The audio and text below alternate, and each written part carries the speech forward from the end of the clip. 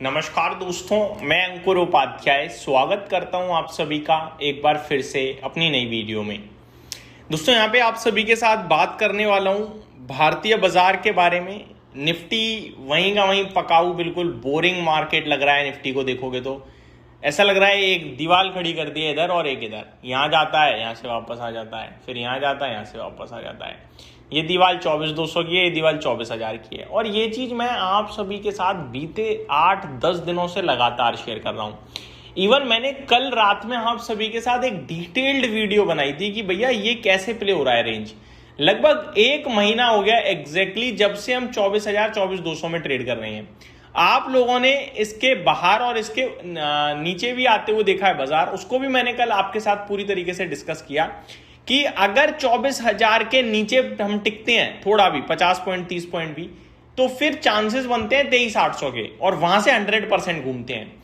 और 24,200 के ऊपर अगर थोड़ी देर टिकते हैं तो फिर चांसेस 24,400 के बनते हैं और फिर वहां से घूम जाते हैं। तो ये मार्केट यही चल रहा है, बाकी कुछ है ही नहीं बाजार में। आज का सेशन भी अगर आप देखो तो मार्केट में क्या हुआ, यही हुआ एग्जैक्टली। नीचे 24,050, ऊपर 24,186, वापस से बीच में 24,090 पे ट्रेड कर रहा है।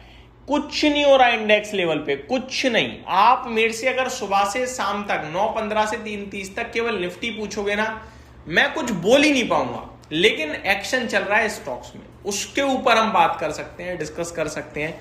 एक्शन चल रहा है ग्लोबल मार्केट्स में, एक्शन चल रहा है यूएस ईरान के बीच में, एक्शन चल रहा है कच्चे तेल में, एक्शन चल रहा है कमोडिटीज में, लेकिन इंडेक्स लेवल पे कुछ नहीं हो रहा।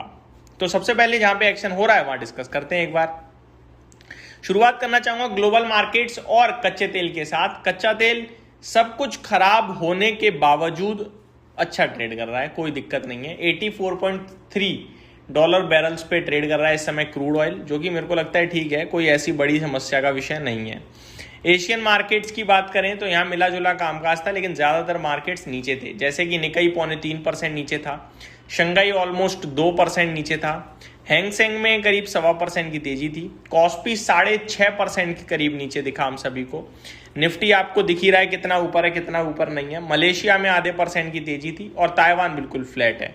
तो ये आपका एशियन मार्केट्स थे। यूरोप के बाजारों की बात करूं अगर, तो फिट्सी में 1/3 गिरावट है, डेक्स में भी 1/3 गिरावट है और कैक में 0.4% की गिरावट है। तो यहाँ थोड़ी सी ज्यादा है, बाकी कुछ भी नहीं है, न्यूट्रल है मार्केट, आप ये कह सकते हैं। अमेरिका के बाजार की अगर मैं आप सभी के साथ बात करूं तो डाउ फ्यूचर, नेस्डेक फ्यूचर्स को आप देखें तो कुछ भी नहीं हो रहा। नेस्डेक फ्यूचर फ्लैट है, डाउ फ्यूचर्स फ्लैट है और S&P 500 फ्यूचर्स भी बिल्कुल फ्लैट ही है, फ्लैट टू नेगेटिव है। गोल्ड सिल्वर की बात करें तो सिल्वर में फ्लैटिश टाइप कामकाज है, लेकिन $57 प्रति आउंस पे आ चुका है, मैं आपको बताना चाहूंगा कॉमेक्स पे। और गोल्ड भी फ्लैट टू नेगेटिव है, $4,040 प्रति आउंस पे गोल्ड ट्रेड कर रहा है। तो कोई मूवमेंट यहां भी हमें नहीं दिख रही है। आगे बात करी जाए तो कुछ यूएस ईरान से रिलेटेड आपको बताना चाहूंगा, कुछ वार्निंग्स आते हुए दिख रही हैं।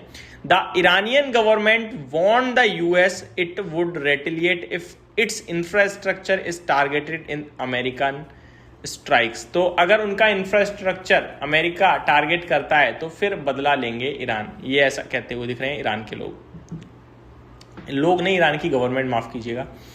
आगे US president Donald Trump warn on Tuesday that US will target Iranian infrastructure next week if negotiation do not resume.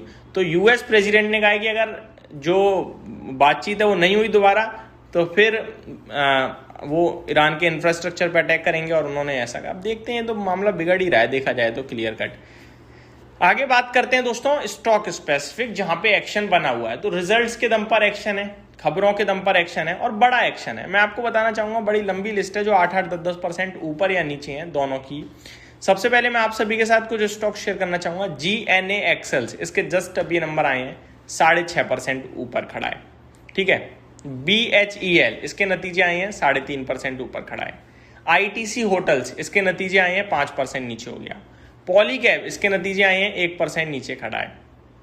Onward technology, इसके नतीजे आए हैं 2.5% ऊपर है। मैनन बियरिंग्स, नंबर्स के बाद 5% की तेजी।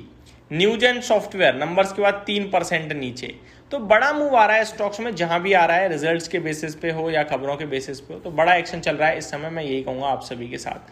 अब एक सवाल जो सब लोग पूछना चाहते हैं या समझना चाहते हैं कि भैया क्या करें ऐसे मार्केट में, और ऐसे मार्केट में क्या करें, इसका एक्चुअली में जवाब नहीं है दोस्तों।